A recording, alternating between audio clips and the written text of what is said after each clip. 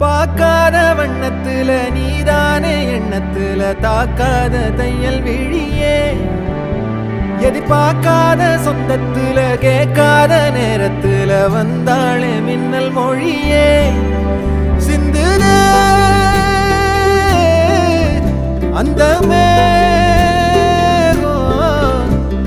my பூசி நேரம் அழிக்காம கண்ணோரம் கணக்காக வச்சேனே உனக்காகத்தான்